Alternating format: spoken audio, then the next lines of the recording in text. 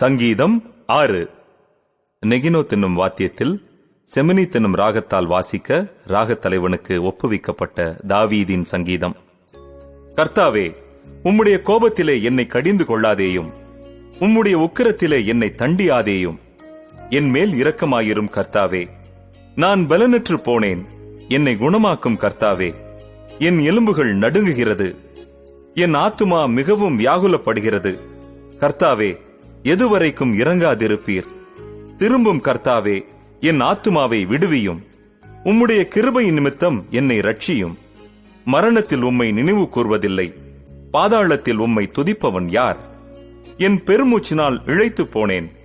ரா முழுவதும் என் கண்ணீரால் என் படுக்கையை மிகவும் ஈரமாக்கி என் கட்டிலை நனைக்கிறேன். துயரத்தினால் என் கண்கள் குழி விழுந்து போயிற்று.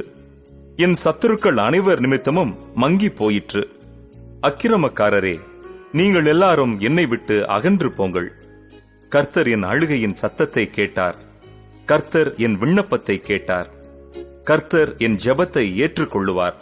என் பகைஞர் எல்லாரும் வெட்கி மிகவும் கலங்கி போவார்கள். அவர்கள் பின்னாக திரும்பி சடிதியிலே வெட்கப்படுவார்கள்.